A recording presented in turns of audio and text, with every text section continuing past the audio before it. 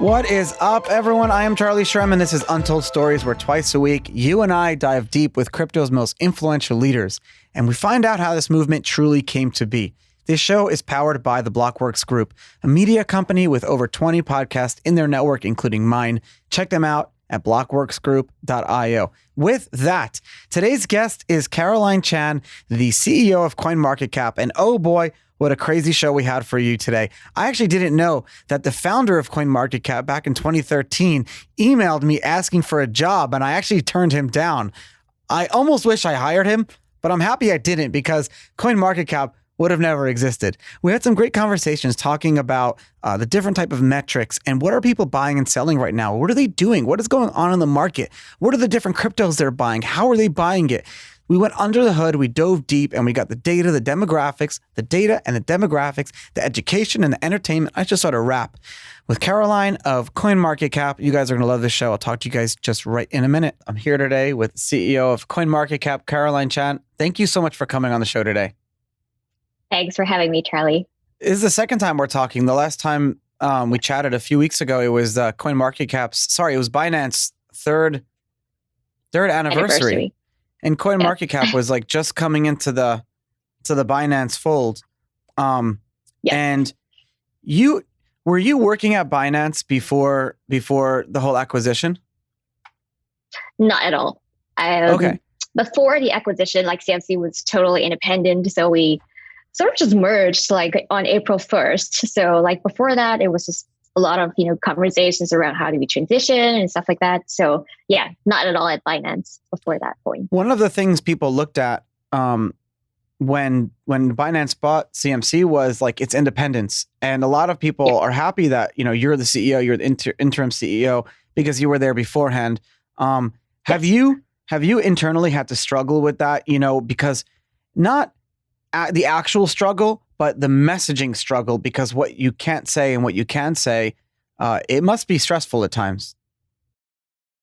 Definitely. I think that's one of the big things that I was most anxious about, like before the acquisition kind of went public. I think the one thing I wanted to assure everybody was that we would definitely still be independent operationally. Like all of us at CMC are still sort of the original team. So yeah, like I definitely do get a lot of questions though, like, how true is this? Like how much influence have you guys gotten from Binance? Things like that. I think it's inevitable with most like M&As that there will be some degree of like, suggestions that are given to you. Like, for example, you can do this better. You can do HR. That should be like finance should be a central function, things like that. So I think all of these are just like normal course of business things as with all sort of M&As. So yeah, like I think at least from a strategy perspective or like the way that we're running the business is still independent. Although we have gotten obviously a bunch of suggestions and we've had to sort of sift through and figure out. And it's actually brought it more to light. You're seeing, more competition, healthy competition, better transparency, better disclosures. It's if anything, it boosts the economy. And so I'm very bullish, but I'm not the only one bullish. The markets are crazy right now. And look, I know. It must tell you something that this is episode 117 or something like that. And my listeners will tell you that we never talk about the markets.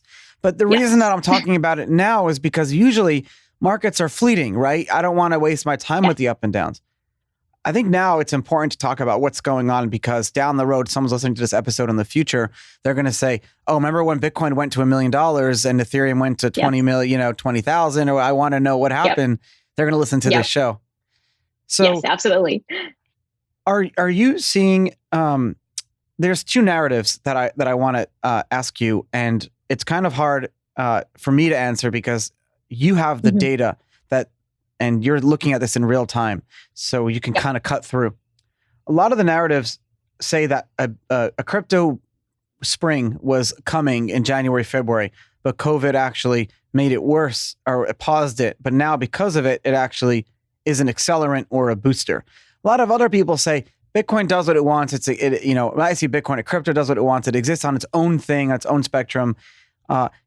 Which way do you kind of see the wind blowing here for that? Looking at the data from back in January, February, I wouldn't say like there was a very big uptick. I think the big uptick that we saw started somewhere in July or end of June, I suppose. So I was just looking at the data earlier for like DeFi tokens, and it's like right now, like DeFi tokens are like 3.65% of like the total market cap value. And it's only picked up in the last month or so. So I think there is that narrative that like, oh, there is certain sort of speculation and interest has come about because of that. I think the other narrative obviously is around the one that you mentioned, like with COVID, right? People putting their stimulus checks in to buy Bitcoin, Square having 600% up in terms of revenue for Bitcoin, things like that. I think all of those things are obviously contributing to it because people have, sort of an entry point now, and then they go and do more stuff with it and they find out more about what's happening. So I would say this is quite a recent run up based on the data that I see, both in terms of market cap and in terms of the page views that we're seeing, like what people are interested in, what's where the interest has been going. How has that changed? So, like what is the typical page view when someone comes to the site? Do they search? Do they click around? Has that changed? This is really cool. Yeah. So the funny thing I think with CMC is that a lot of our users are longtime users. So a lot of them come to the page and just leave it on for like ever. I think I'm one of those people. Probably. So a lot of it's like the front page, but I do see like some other popular pages that people immediately go to. After that, obviously, it's like watch list is the top one. But I think over the last 2 years or so, like we've seen sort of an inversion, like XRP gets more page views than BTC. In recent times, I think it's more like, well, because Bitcoiners aren't checking the price every 5 seconds. I know. I know. Yeah. I have a metric that you should add to your site. That's only, but I have to own the metric, and you guys can't. I don't want to tell you Charlie's right metric. now. No, it's called TIL. It's Token Investor Loyalty Metric. So I have this theory that I believe you guys can use it if you want, but I believe that. Yep. And I've actually tracked this on my own. I have my own internal spreadsheets, and people have asked me to, and I show it to people, and everyone can. But I believe that, and it's a largely unquantifiable thing. But I believe that a coin or token's existence is one of the biggest factors on its long-term like price effects and things like that, because it's mere the fact that it still exists and it's here today. So simply like the time factor of a token's smart contract existence overlay with the price. You'll see a very interesting kind of overlay there. Yep. Yeah, I think we should productize that. Someone's going to be like drawing it out right now. TIL by Charlie. But so you were telling me like, for example, Ripple has more page views than Bitcoin does in that situation. That's very interesting. Right now, do you think 2020 is the year of the yield? Or is that what really pushed this forward? Is that everyone was just looking for yields and percentages? I think it probably is that, and also something a little bit more meta than that. It's just like people have been looking for sort of an inflection point where, like everyone's looking for the spring, right? So I think when there was momentum, a lot of people sort of caught on to that momentum. They started trading a lot more. And I think because of that interest, like actually snowballed into more interest as well. That's basically what we're seeing. It's like there was that point where it's like yield, yes, but because of sort of the DeFi craze and some of the hype around it, we see more people coming in because like last year, we actually launched this product called interest, right? So basically it is a way for you to find other platforms that you can get yield from, but there wasn't really like tokens or sort of hype surrounding that as much. So we didn't see an inflection at that point. But I think at this point, because of the hype, like we do see more people coming in. So I think it's a mix of both of those reasons as far as I can tell. It's very interesting that happened, but there wasn't a huge interest back then. Are people buying? Do you see people buying these tokens and coins for like farming? Can you explain to me what farming is? I don't know if I'll be qualified to explain what farming is. Well, it's like you're farming for yams. Yeah. People are farming for yams. It's just another crazy thing in the DeFi craze. But do you think, are people buying these coins and tokens for like the long-term holdability of it? Or, at the first sign of like an issue, do you think a lot of these coins and tokens where you're getting these crazy yields, people will run back to a stable coin or to like the Bitcoin or Ethereum? I do think that it is largely driven by speculation. That's just my personal opinion, just looking at the data because of like just how quickly it has gone. And like speaking to obviously a bunch of our analysts on the team, looks like it is mainly around like speculation and not necessarily like a long-term kind of thing. But I think all of us are of the opinion that it will eventually go to a point where all of these different types of tokens, right? For example, like oracles or like borrowing lending, stablecoin governance, adaptive based money, or like these like DEXs, things like that. Like all of these are part of the ecosystem right now, and with all these tokens associated to it. So I think like in the long term, it will develop into something that is a lot more stable and will actually sort of form the large stream that people have around decentralized finance. But I think right now, as it is, I think it seems to be largely driven by speculation. Sort of, we get a similar feeling at DNC as back in the day, like 2018. I think you do get a lot of the same feelings, but the fact that we're even talking about it and comparing it to that, I don't think it is that. It's a lot different now because a lot of the DeFi craze, I'm not going to say people are smarter, but it's very different than buying like a token that just it was like pure speculation. This is a lot more involved for sure. So you kind of need to know how it works. And we spent a lot of time trying to explain sort of like yields on our blog, like how does it work and stuff like that. Like users sort of write into us saying that, I've been burned looking at this because I didn't realize, what a rebase is, or like how this works, or like, how to balance out my yields and stuff like that. Exactly. People are asking me why more complicated. They wake up and the amount of tokens they have halves the next morning. They all think it was stolen, but really the smart contract rebased or whatever. Exactly. But that's interesting because how we think about money and value is changing. Imagine if we told you that the dollars you had in your bank account or the euros or the yen or whatever, imagine if like every night at midnight, based on the economy of the country or the economy of the economy or whatever, your value can go up or down based on other metrics. Exactly. Like it's just but let me tell you something. Now, because of what's going on, I think people are more open-minded to things like this. So let me ask you a question. Let's go back in time a little bit. You have a crazy long work history, and you started your career working at some really, really big companies that I want to ask you a lot about, but we don't have time. I want to talk about American Express. So you were involved there, the launch of a new card, and from doing my research, you were involved in the economies of a credit card. What are the economies of a credit card? How do we look at the value? How do we as consumers, how are we looking at that, like from the other side? Tell us like from the inside what that looks like. Yeah, I think at a very basic level, what happens is, with a card, there is an issuer, and then there is like the bank that issues it. So that's kind of the partnerships between like the issuer, which is like Amex or Visa or MasterCard, et cetera, right? So I think that's kind of like they have a relationship, and they that's kind of how you have one side of the fees. And then for the merchants, obviously, that's the other side of it. So when you buy something, you use a card, or you now have the card not present transactions. Yeah, exactly. So card not present transactions.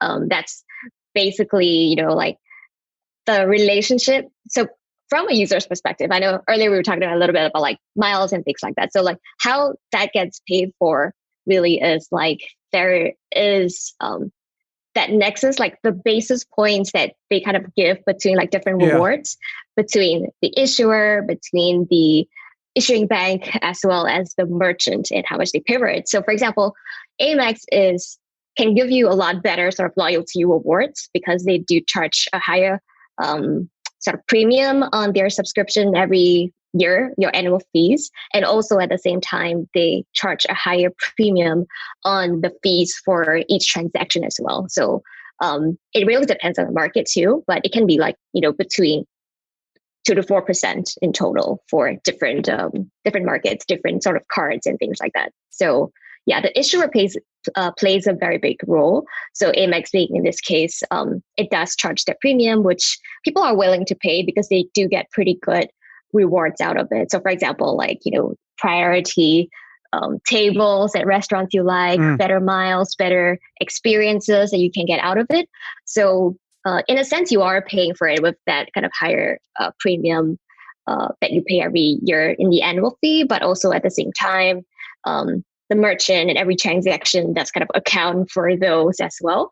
So I think when I first started there, I thought it was really interesting because like we don't think about it as consumers. Like how do your rewards come about, and like why do Amex cards get sort of value more than the other card issuers out there? So yeah, like definitely something that. What's the answer? Yeah. What's the answer?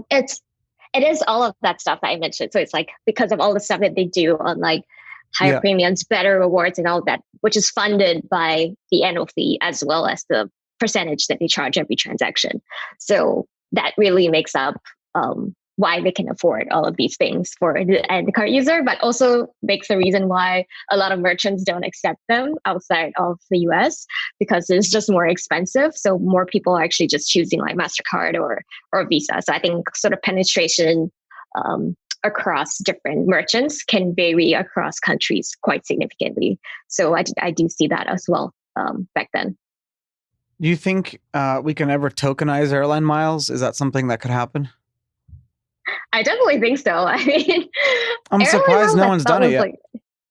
Exactly. Like when I first came into the space, I was like, I always thought that like someone should have just done that 2 miles. I'm not sure why no one has done it. Maybe there's just like too much legacy or like a lot of compliance issues or things like that. Or it's because open-ended. So I looked into it like, potentially tokenizing American Express like member rewards or whatever and chase ultimate rewards. But the problem is in those networks, it's close-ended.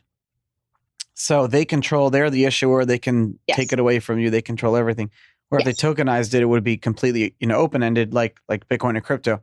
And in fact, the open-ended, close-endedness of money was the American government's first kind of like differentiator between crypto and everything else and like gift cards. In fact, I remember pleading my case in front of the judge and having that debate because I was like, what's the difference between Bitcoin and airline miles and gift cards? And the answer is the open-ended versus closed-endedness of it. And there's no issue or situation.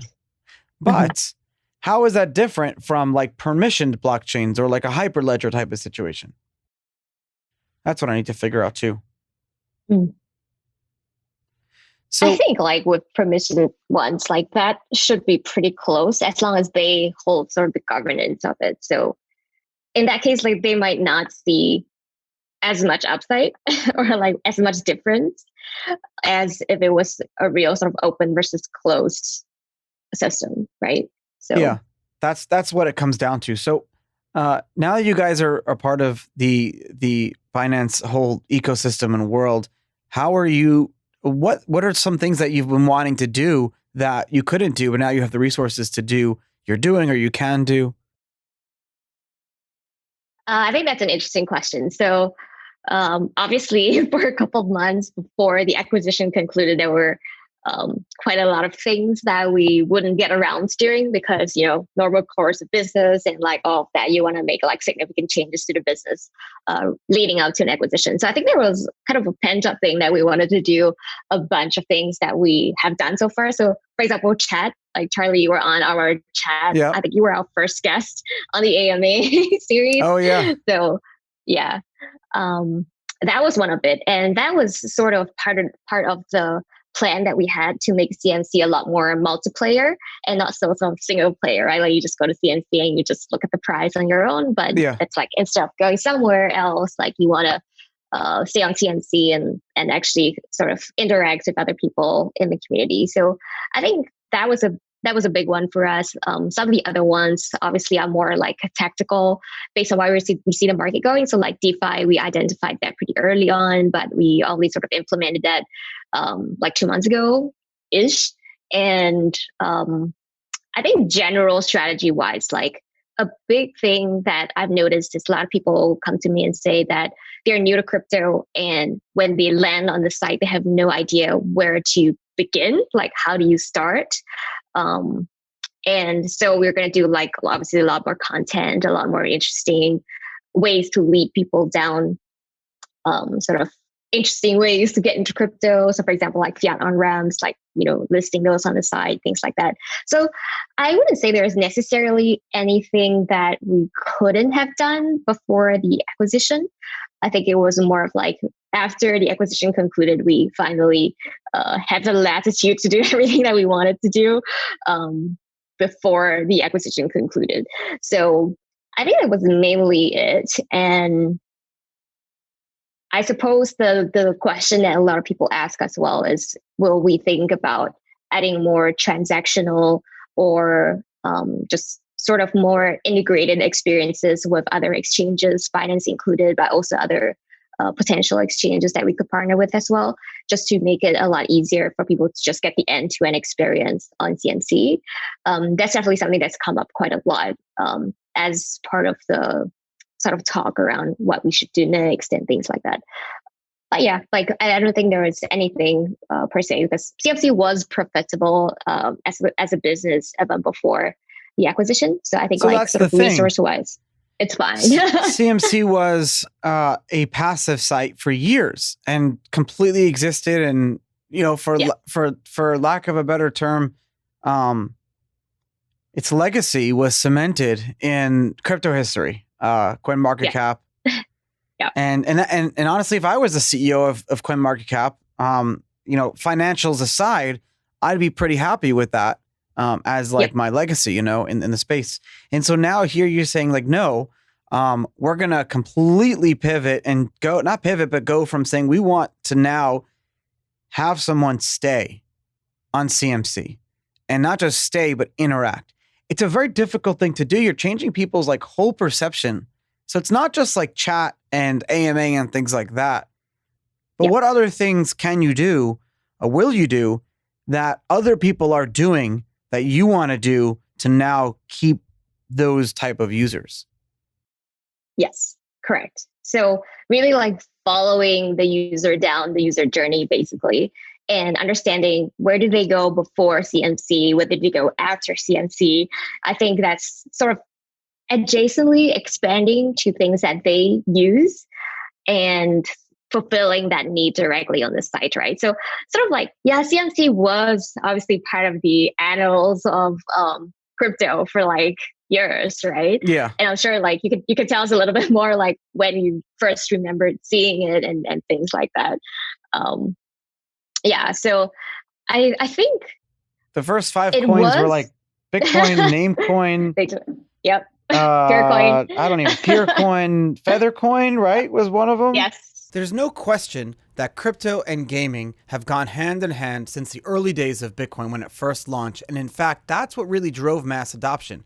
Companies like BitCasino, which is the first ever licensed Bitcoin casino, and brands like sportsbet.io. I mean, it's the reason people are using crypto and Bitcoin today. Fun, fast, and fair. When you're using blockchain-based gaming, make sure you require that they are fair, because there's no reason that they shouldn't be transparent, because everything can be seen on the blockchain. Coin gaming is so cool. It's an ecosystem of brands, products, and people that are serious not just about shaking up the gaming industry, but also the crypto industry. These guys have been around since the early days of Bitcoin. The CEO of Coin Gaming used to actually mine for Bitcoin and use the Bitcoin miner to heat his home in Estonia. I mean, those go down to like negative 25 degrees. So if you're cool about driving crypto awareness together, if you got a question or you just want to connect with their team of like dreamers and doers, the whole community, make sure you check them out. CoinGaming.io, play some of their games, sportsbet.io, or BitCasino. Fun, fast, and fair. I'm Charlie Shrem. I'll talk to you guys right in a minute. I don't even know what Feathercoin did. I don't even... Actually, There's one coin that I wish succeeded, and it was actually one of Namecoin. No, it was actually Namecoin. So it's funny that Namecoin, yeah. Namecoin was the first coin that I said, okay, now I see why there should be another coin other than Bitcoin. And it was Namecoin. Yeah. And everyone's probably saying, what are you talking about, Charlie? So let's go back like 8 years ago. Namecoin's whole premise was like, Bitcoin's great and it does great things. We want to have decentralized DNS. So like the ability to have any domain name, anyone could choose their domain names. And the way that would work would be using Bitcoin's technology, but it would be a fundamentally different type of software, fundamentally different type of everything. So that's why it was like it was, and that was great. And I love that. I miss that. It was too early. If Namecoin launched now with like Tim Draper backing it and Mike Novogratz, it would kill it. And CZ, it would be great. I agree. Someone should redo Namecoin Classic or something. Would you do it? No, I wanted to. I have a social experiment idea coin that I thought about. I wrote the white paper when I was in prison many years ago for this coin. I've never released it. I've talked about it and I probably won't ever do it, but it was mostly a social experiment based on the economy that I was seeing inside of prison. And the economy that I was seeing inside of prison was this like whole black market where the administration runs it completely and there's no money inside of prison. So obviously you have a black market. What are people transacting with? They're going to use whatever they have. So the market created this whole alternative currency that was literally packets of fish, like mackerel. And I've talked about this so many times, but like the actual, I went into like inflationary supply and I went into going through all the different economic fallacies and how this didn't break. I went through everything and I talked about how this would be a very stable thing if you had like a black market island nation that had like one way in and out. My currency would be great for them. And actually it had like staking and yield stuff too, but that was all built into it. But I probably won't do it just because I don't want to launch a coin. I don't want to do that. The vibe sounds fun. I mean, no, I could do it and just give it away. Like I wouldn't do a token sale or anything. I was just thinking about doing it, but for fun, but like as a social experiment, but I don't know, maybe down the road. It was just like have someone else implement it and then just monitor what happens to it after that, test some of the theories. I think that would be fun. But that's honestly a lot of the projects and the coins and the tokens that you've been seeing out of the past year and a half, a lot of them started as jokes. But now we're learning so much from them because you look at like, they're looking at the ability for, I'll give you a perfect example. Now there's liquidity crises all over the world. There's a hotel at St. Regis in Colorado that just tokenized on, I think it was T0 they did like just recently. So you're seeing like crazy, amazing things that we've talked about for so long, but now they're happening because there's like a need for it to happen. The market is demanding these solutions. Yes, absolutely. And do you remember like the first time that you saw CMC, like, and how do you feel like, that has changed, or like, has your impression of like the necessity of it changed over time, or like the reason for existence changed over time? I'm going to go back to like my earliest reference to CoinMarketCap.com and like every email. The earliest reference I have is 2013 when actually your CEO. Yeah, Brandon. Oh my God. I have an email where Brandon asked me for a job at BitInstant. Why didn't I hire him? Really? I swear, I'm literally, hey, Charlie, it was great to briefly to meet you at Bitcoin Meetup. I'm really interested in doing what you guys are doing at BitInstant. I'd love to be a part of it. Attaches my resume in case there are any developer openings. So I emailed it to my COO and I said, is this guy any good? And he just never responded. Oh dear. And I'm looking at Brandon's experience is really good. He's good. Oh man, why didn't I hire him? But on his resume, Don't share this resume. No, I won't.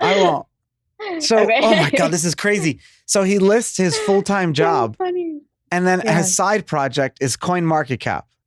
Exactly. So, yes. Here you go. Tracks the market caps of Bitcoin and other cryptocurrencies. Blank script. I don't want to say what. generates, Yep. he goes into a little bit more details, but I don't want to go. That's so cool. Yep. Okay, so let's go to the next email. It's a good twist for him. It's a good twist for him.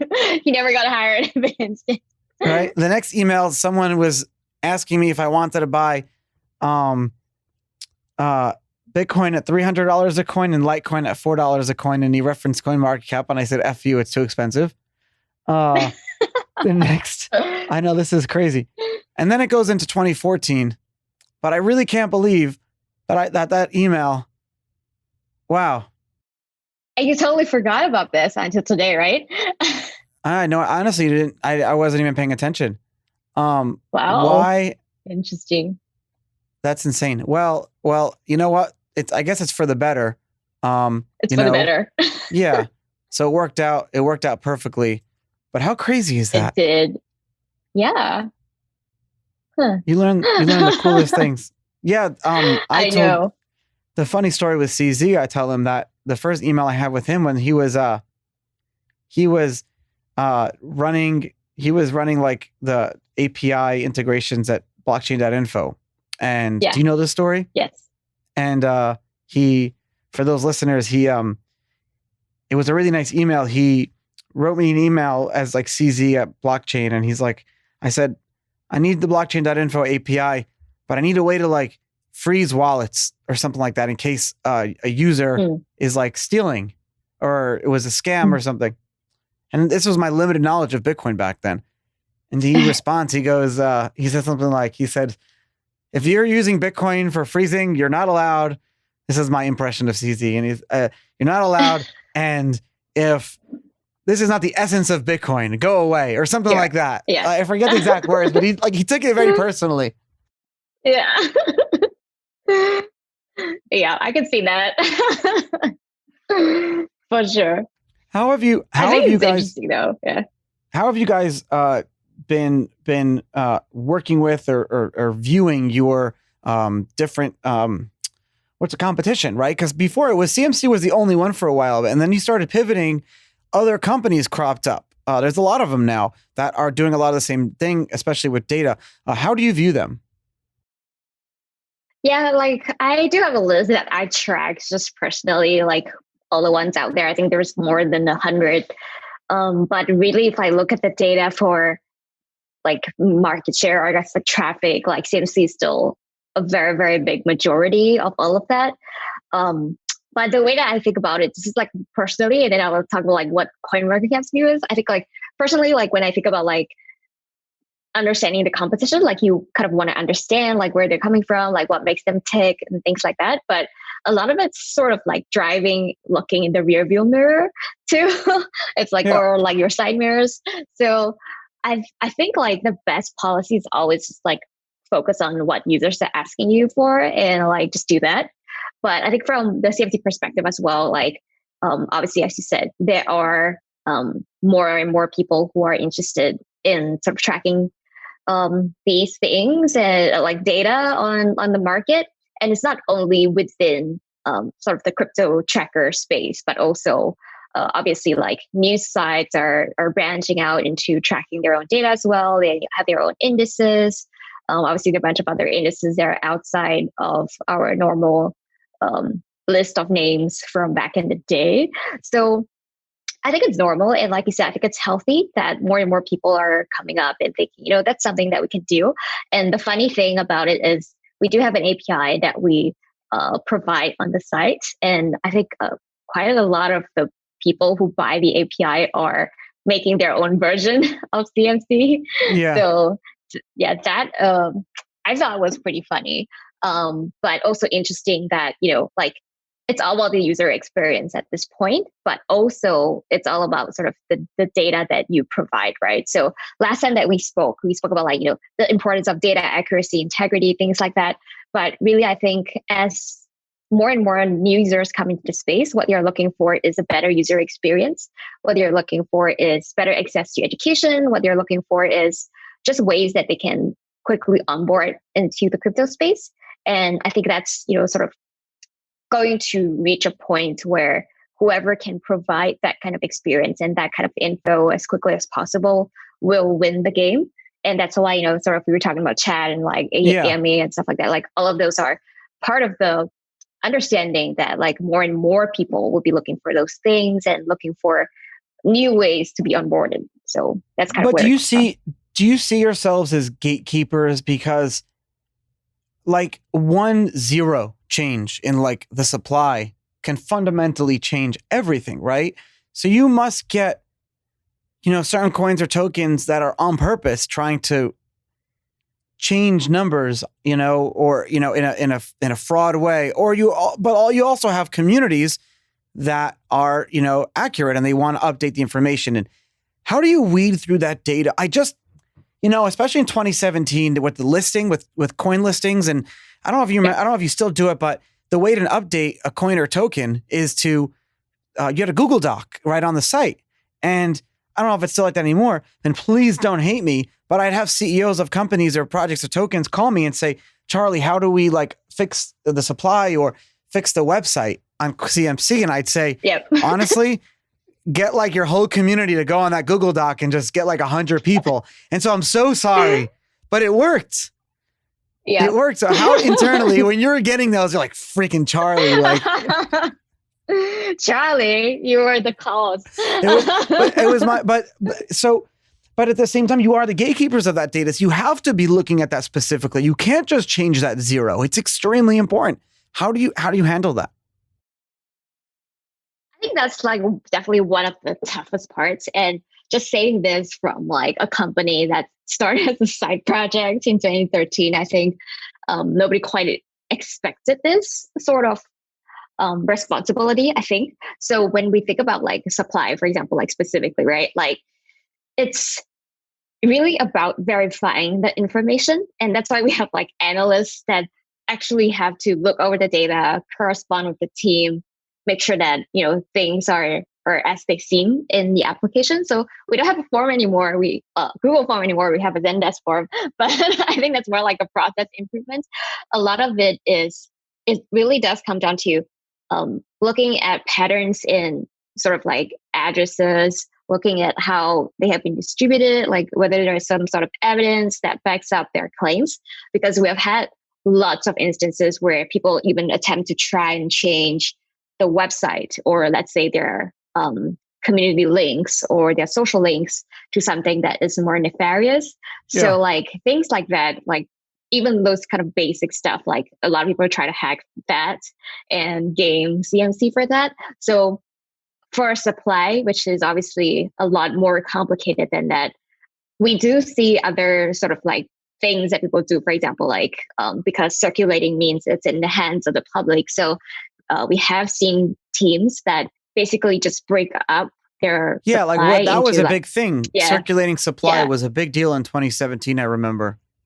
Yeah, exactly. So they try to break up their stuff into like 100,000 wallets and say like, all of these were distributed to users. So these are in users' hands. But then obviously you can run an algorithm to look at like how they were distributed. Like, are these like sort of normal expected behavior?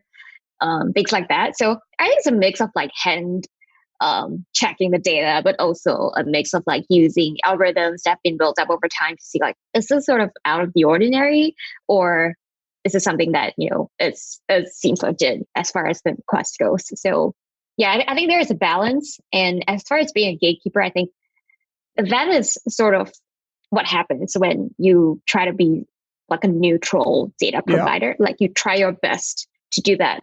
But something that we say internally a lot is, who watches the watchman? And we try to be as much as possible, like transparent or honest and open with people who make those requests. We try to respond as much as possible, as quickly as possible, just to make sure that, people understand that there's integrity and there are real people behind it, really looking at the data and taking it very, very seriously. So it's always sort of a balance between all of those things, really. But at what point did you guys say, hey, we're like now allowing people to give us this data to update, but you guys weren't really tweeting even on your personal social media, on your company social medias? It was very like a mum company. No one really knew who the founder was or anything like that. It was kind of interesting how you'd have this neutral website that was very kind of dark. Not dark, that's a bad term, but not as, no faces on the website. Let's leave it at that. Yes, exactly. So honestly, that was like the first thing that I pointed out to Brandon when I first met him, like back in the day, like maybe like close to 3 years ago now. And I said to Brandon, this is a site that a lot of people trust and they use every day, but I don't feel like they know who's behind it. And like got a lot of sort of feedback that people don't know who's behind it. And so like a big part of why we started doing a lot of the stuff that you said, like tweeting more often, like talking about stuff, like me coming out and, kind of addressing issues directly, things like that. I think all of those things were to help people to put a face to the name and to understand like there are real people behind it. Like, for example, like Jay from Supply is a real guy doing supply tickets. So things like that. And I think it has helped a lot. Like when people realize that, it's not just random people in a dark room somewhere trying to manipulate anything. It's like real people trying their hardest to make things right. It does help a lot just from that transparency perspective. And is that still something that is where it is worrisome, or more so now, or are things changing? I think more so now, like after kind of like 2.5 years of doing this, the team has pretty good sense of like, people appreciate that we do this. Like they appreciate that we're out here talking to them directly and like talking about these issues openly.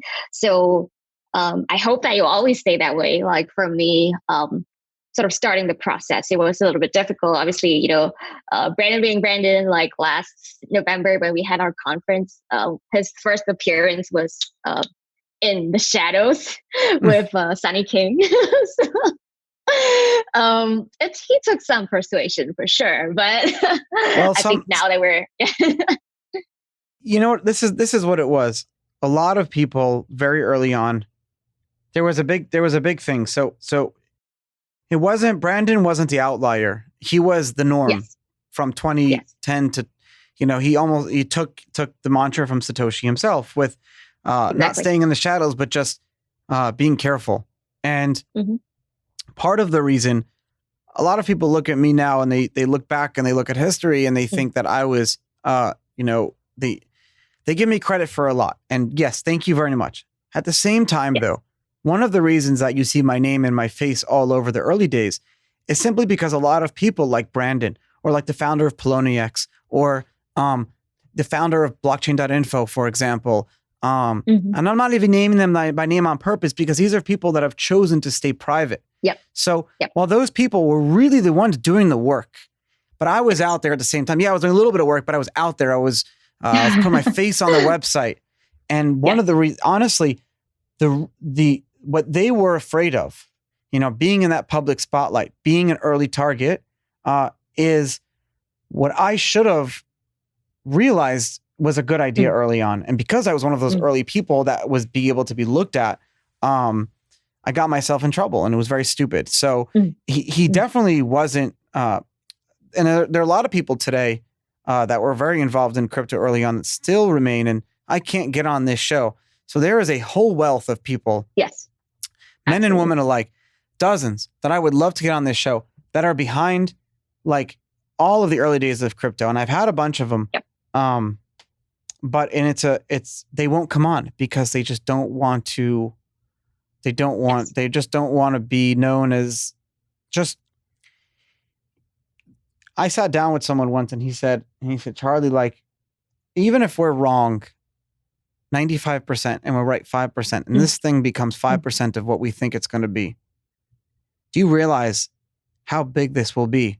Like, he was conjuring up images of like the Terminator where the world is ending and there's like robots and humans fighting. He's like, you're talking about upending not just a financial system, but the mere concept of people being able to create something from the bottom up and not top down. You have to understand, he's like, the church has been doing it. Governments have been doing it. Kings have been doing it. God has been doing it. And I'm like, oh my, I need to get out. It's crazy. Yes. Yes. So that's kind of the why a lot of people in the early days, they realized, they realized how big this was going to be very, very early on. I would have bought more Bitcoin. Cameron and Tyler Winklevoss, I know we make fun of each other, but they bought 1% of all the Bitcoins very early on. They did. And they realized what this was going to be. Yep. And they realized it on a beach chair in Spain. It's a true story. It's a true story. No, I wasn't there. People think I was there. My business partner was there. He was the one who actually was. Got it. But they called me from the beach. They're like, Charlie, Cameron and Tyler were on the phone and explain to them Bitcoin. And I'm like, it's a digital currency that acts as cash. And my girlfriend, my wife now, she grabs the digital currency. Yeah. It's funny. But so what can we look forward to with CoinMarketCap going towards the future and pioneering some cool features? Can you give us some hints on some cool features and things that you'll be putting out? Yeah, I think sort of circling back to what we were talking about, like with supply, like one of the things that we're experimenting with now is a self-reporting dashboard. So instead of us just doing the gatekeeping, I guess you could say, we are letting people report their own data. So we will mark them very prominently as like self-reported data. But I think that's one step in the right direction for people to sort of, for our users to compare, like what is the data that like CMC is looking at and like what's been reported directly by the project or the exchange. So I think like those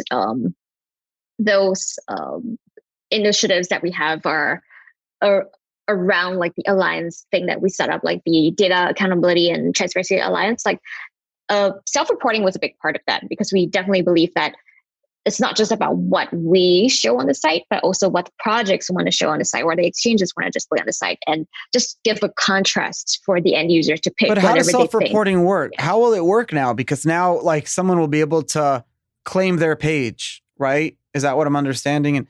But then will you guys work still? For all. Yeah. Okay. Yeah. So like obviously some are like community. Yeah, it is a huge difference from like back in the day, like for how we've been doing this for 7 years. This is like quite a radical change as far as showing self-reported data. So I think a lot of the questions outstanding are like, what about like decentralized projects or things like that? Like, how does it work? Like, who's going to be responsible for it? Stuff like that. But I think given the choice, it's still better to have more rather than less information.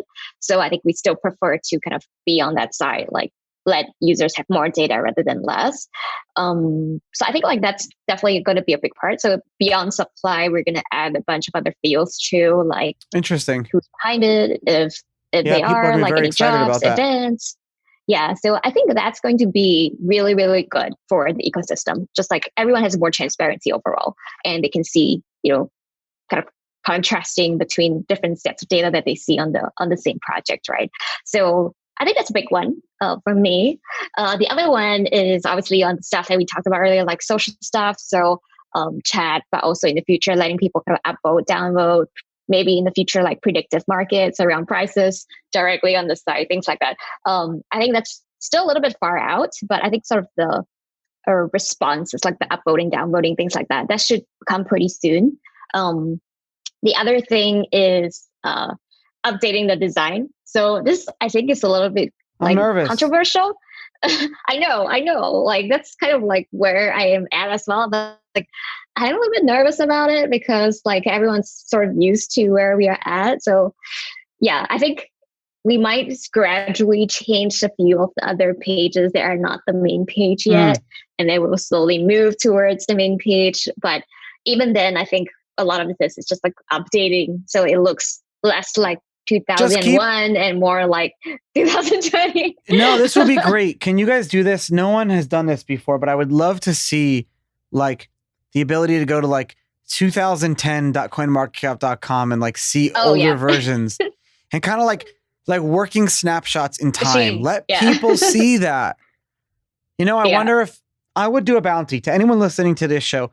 Create like 2 or 3 working versions of snapshotted CoinMarketCap, like 2011 or 2012, 2015, 2017. Give me like someone do a bounty. I'll pay. I don't know. CZ will match it. We'll figure it out. You guys, awesome. Carylyne, thank you so much for coming on Yeah. this show. Untold Stories. And Thank you, Charlie. really looking forward to things that you guys are doing.